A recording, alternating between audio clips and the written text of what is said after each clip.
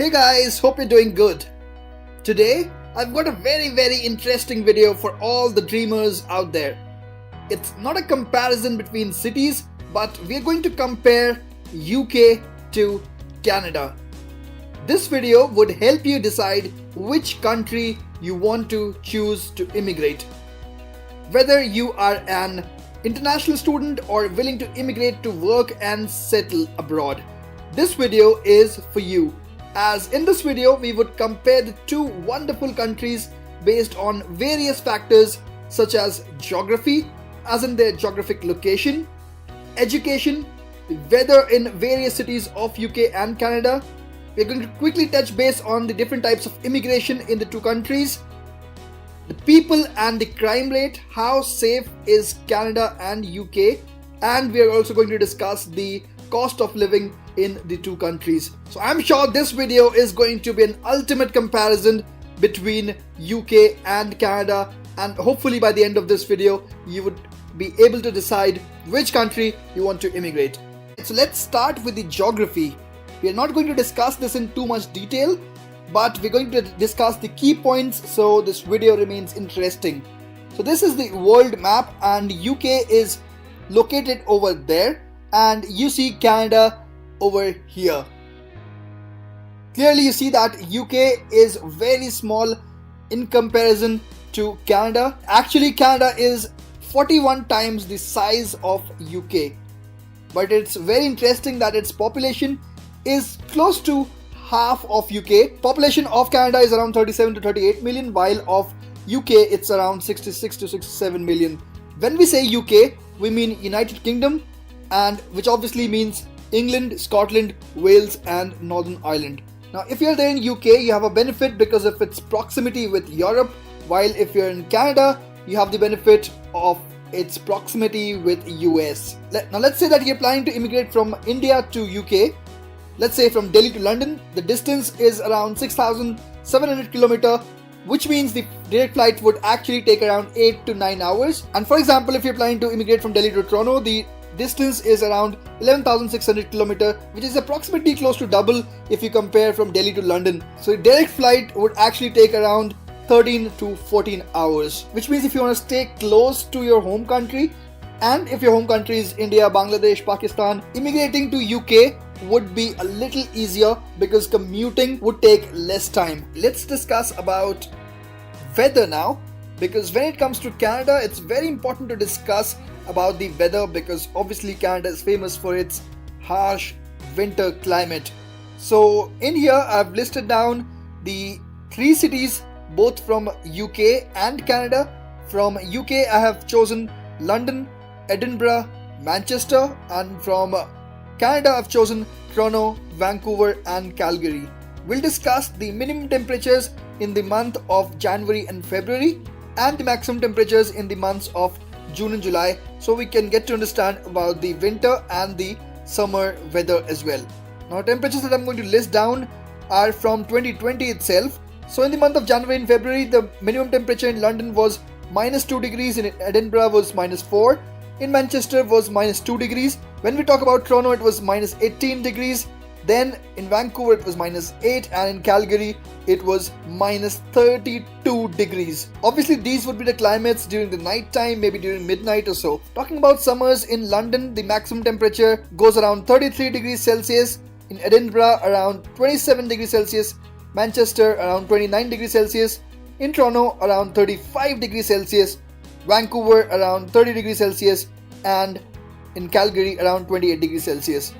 So overall we can say that obviously Canada is much more colder in the months of January and February.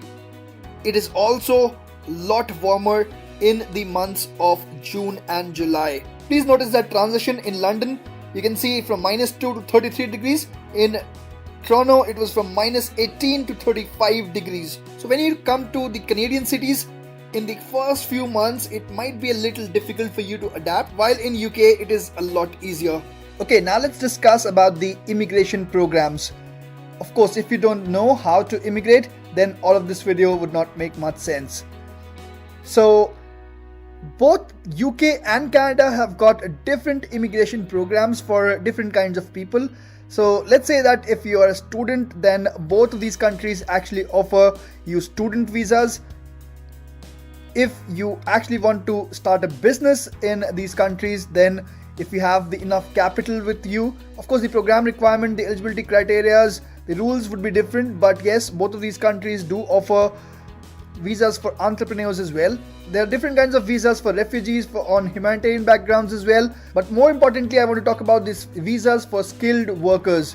After Brexit, UK announced that it would change its immigration system to point-based immigration system, which is actually inspired from Canada and Australia, which means that they would also provide points based on various factors such as your age, education, work experience, and many other factors as well.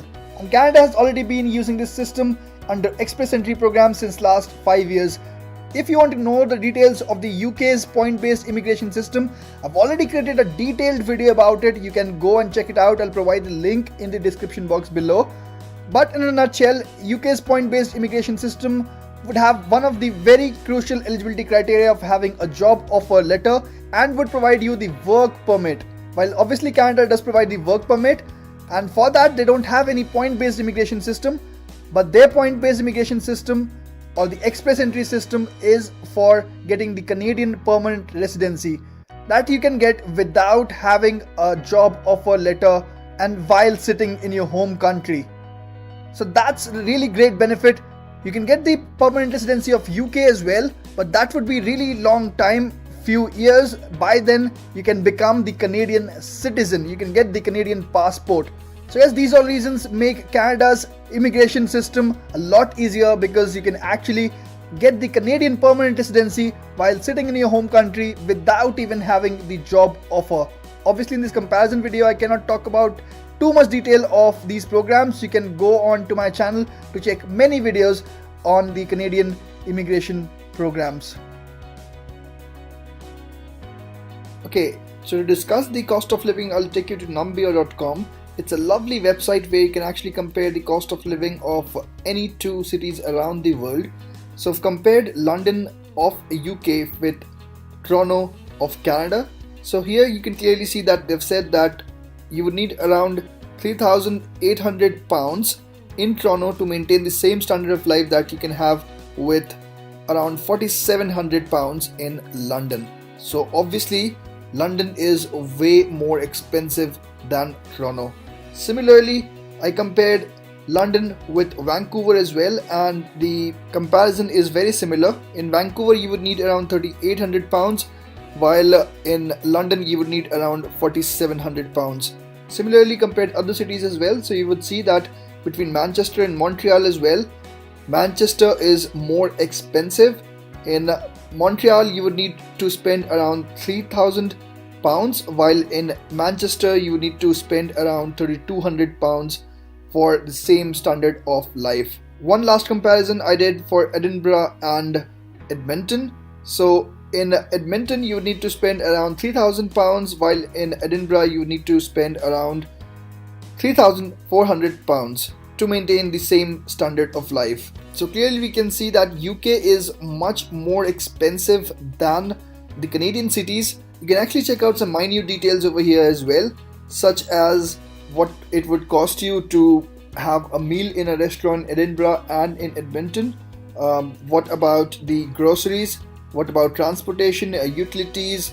What if you have to pay the rent for a one bedroom? What if you want to buy a apartment in Edinburgh or Edmonton? How much would it actually cost you? So all these details can be checked here on the numbeo.com. It's a lovely website. But yes, for our comparison for this video, we can say that the Canadian cities are actually cheaper than the UK cities. Okay, so talking about the people and the crime rate, it's very important to know about the people that are living in a particular city or a place where you're going to immigrate, and also whether it's a safe place to live or not. So talking about UK and Canada, we can see that the population of UK is around 66 to 67 million people, while that of Canada is 37 to 38 million. We already discussed that, right? Now the population density of UK is way more than what it is there in Canada, but because of its huge size. The life expectancy of both the countries is almost very similar. While the official languages spoken in UK is only English, in Canada it's English and French. Now of course both the cities have immigrants coming in from many parts around the world, from almost all the countries, so you can say that various other languages are spoken in both the countries as well, but the official languages are only what is listed down here. Okay, now let's talk about the crime and the safety index. So for London the crime index is 52 and for Manchester it's 56, while for Edinburgh it's around 30. So you can say that out of these three cities, Edinburgh is much more safer. But the comparison is between UK and Canada, so let's check out the crime index of Canada. The crime index for Toronto, so that's close to 40. For Vancouver it's close to 36, and for Montreal it's only 29. So you can say that out of these 6 cities mentioned here, Montreal is the safest place. But yes, overall if you compare the UK cities from the Canadian cities, then you can say that Canada is much more safer, at least looking from these 6 cities out there. Okay, now let's compare the education of both the countries. We will talk both about the elementary education and higher education. Let's start with the elementary or primary education. Both the countries have both public and private schools. When we immigrate from a country to UK or Canada, we want to know if our children would be able to get admissions in the primary schools. As a parent, we are always worried about it.